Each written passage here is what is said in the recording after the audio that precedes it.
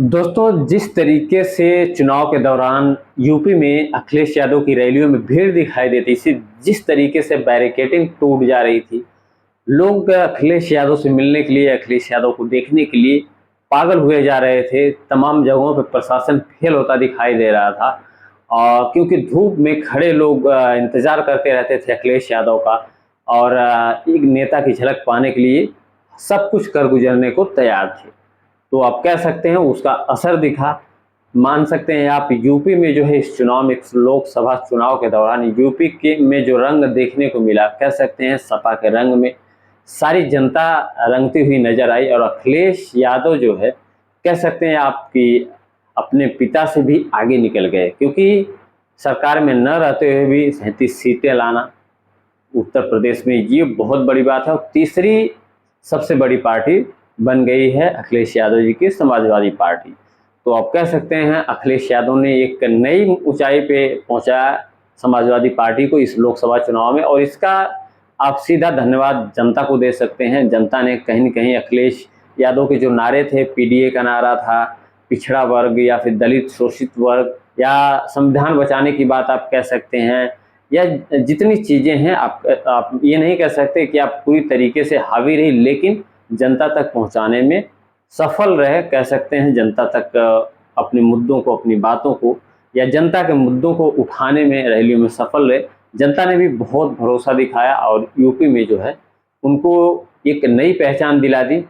अखिलेश यादव के ऊपर तमाम सवाल उठते रहे हैं, पिछले लोकसभा में भी बहुत सारे सवाल उठे उनके ऊपर कि उनको नेतृत्व करना नहीं आता, एसी में रहते हैं, बहुत सारी चीज़ें बोली गई थी उनके बारे में, लेकिन उसको उन्होंने बिल्कुल जो है झूठा साबित कर दिया। और अब के चुनाव में आप कह सकते हैं अखिलेश यादव ने बहुत ही मजबूती से राहुल गांधी के साथ मिलकर चुनाव लड़ा।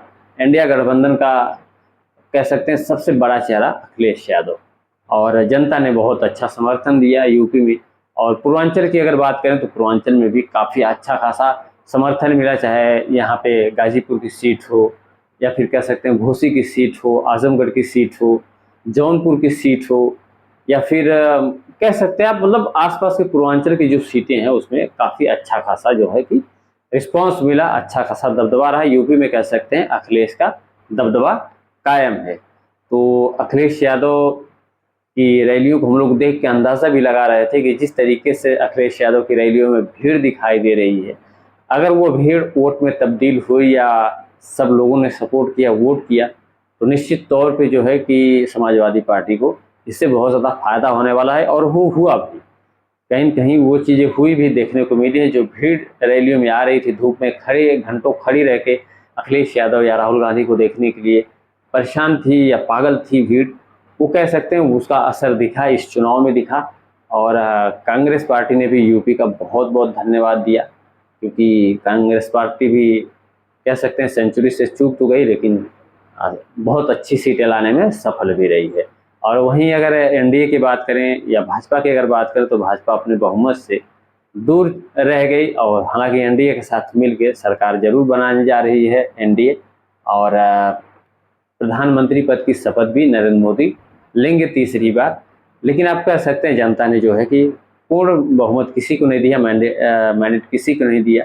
जनता ने साफ तौर पे ये बता दिया कि सिर्फ बातों से या जुमलेबाजी से या जिस मुद्दों का कोई सरोकार नहीं है, चाहे धर्म के नाम की बात हो, वोट मांगने की बात, चाहे और जितने भी मुद्दे हैं जिससे जनता को कोई फायदा नहीं होने वाला है, वो मुद्दे जो है इस चुनाव में नहीं चले हैं। चाहे पीएम मोदी, मुजरा या फिर मछली या फिर मंगलसूत्र या फिर घुसपैठी, या तमाम ऐसे उनके द्वारा बयान दिए गए जिससे लग रहा था कि जनता हो सकता है इधर उधर चली जाए या फिर एक तरफा सपोर्ट कर दे।